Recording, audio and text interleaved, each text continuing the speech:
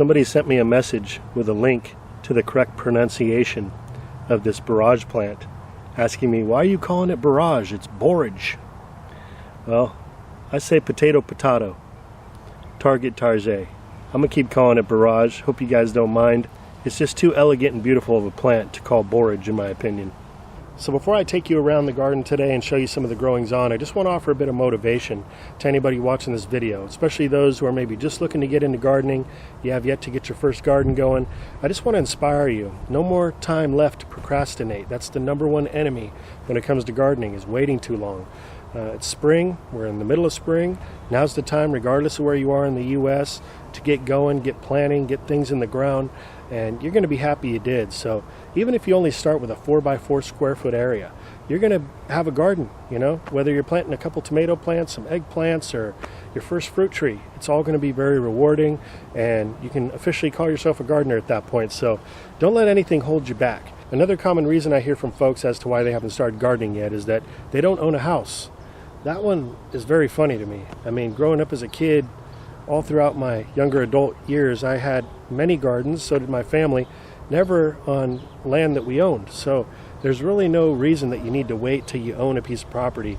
Even in that case, remember, if you're signing up for a 30-year mortgage, the bank owns that property for those 30 years, and if anything can happen, you know. So it's kind of like this false sense of security to think that, you know, one day you're going to have this big piece of property and da-da-da-da-da, you know, you're going to finally grow your own food. You know, in reality, the way we should probably be looking at this, the way I look at this isn't even my garden. This is our garden.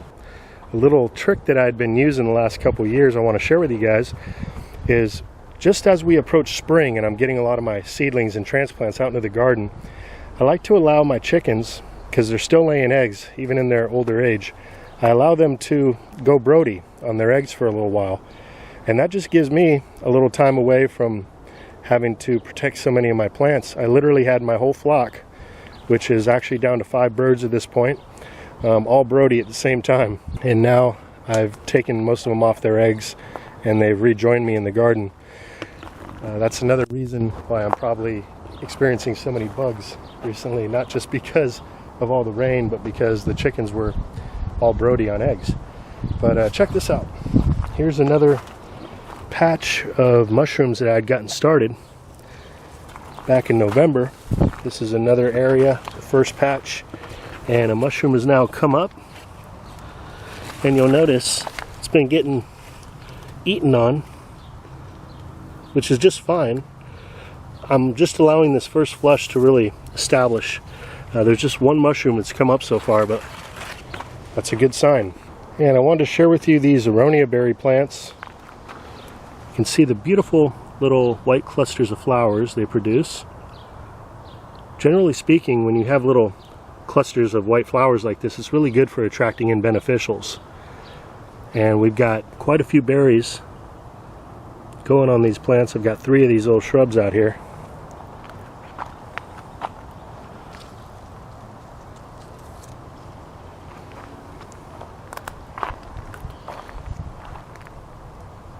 These plants are about, let's say, 3.5 feet tall now.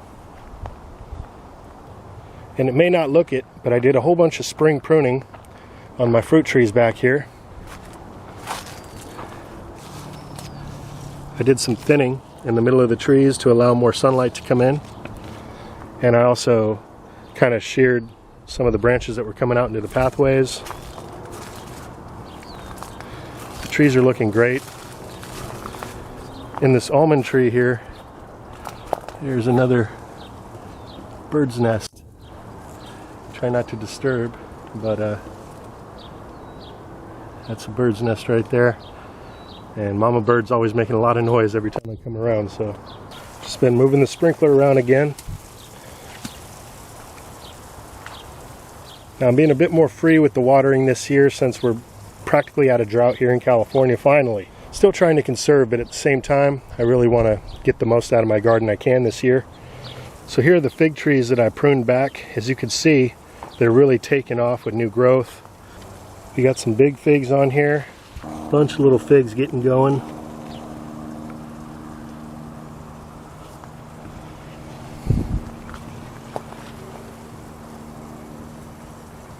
And here's the Peter's honey fig. Same thing. We got little figs getting going. We got some larger figs on there. A lot of new growth occurring.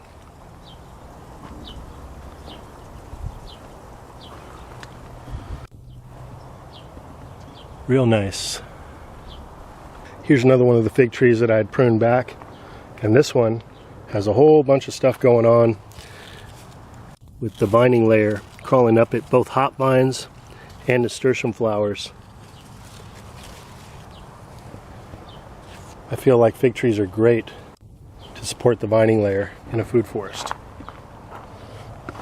I just want to share with you again the blooms on this pomegranate tree.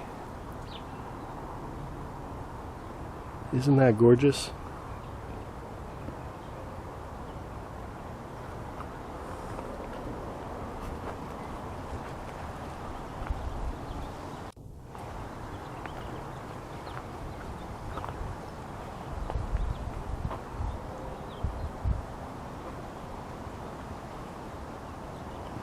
Still picking off mulberries. Somebody asked me, is that a white variety or are you picking them unripe? This is actually a white variety.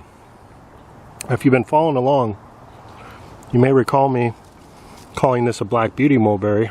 Now I was sure that I'd purchased and planted a black beauty mulberry. This is definitely not a black beauty mulberry, so not really sure what happened here, but nonetheless, the berries are delicious, the tree's healthy, and I'm happy.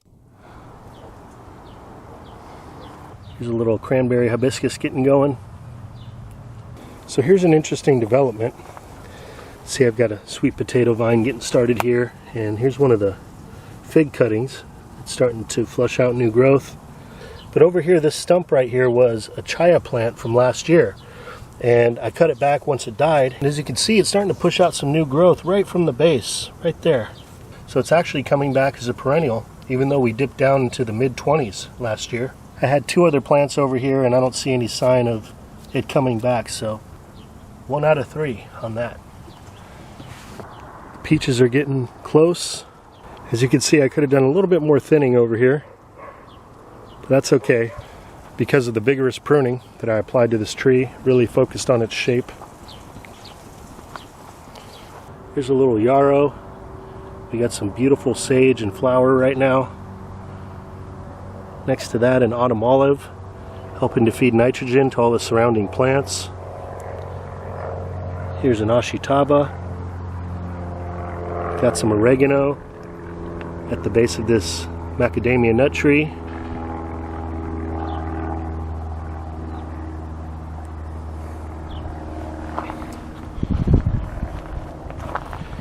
Back here's a honeyberry. Now it's best to have 2 varieties of honeyberry for cross-pollination. I did get 2 berries on this plant this year.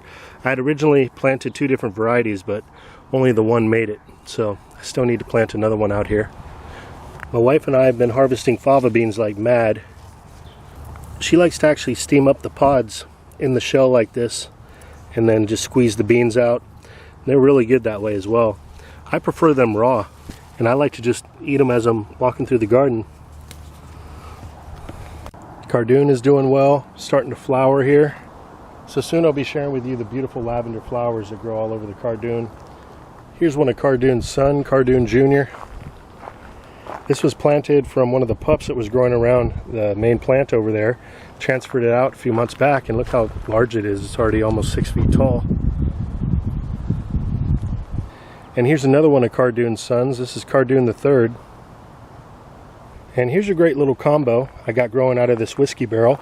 I got some lemon balm, which is a great herb to make some tea. It's calming, soothing, has other medicinal qualities to it. In the center I've got this borage plant, which is an annual flower with edible flowers. And then coming out the back of the barrel, I have this chayote squash, which is crawling up the chicken coop. So hoping to use the airspace from the chicken coop to grow more food. I don't know if this is going to come out, but you can see the goji berries. They're towering at about 8 feet now. Loaded with both flowers and berries.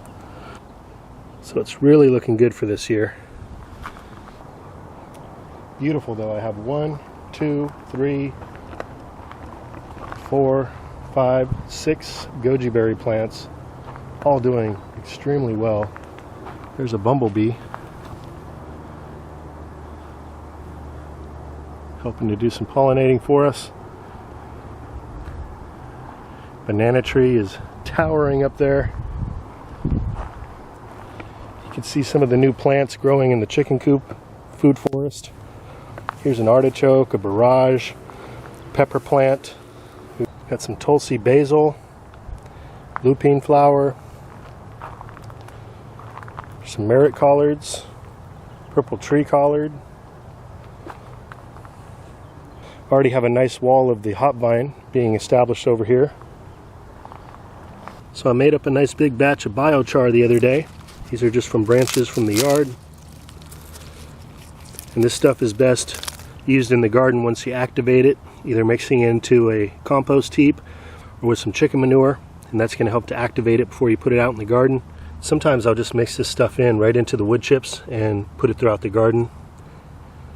I've made a couple batches of this in the past as well. Ashitaba plants are going strong, about ready to get transferred out.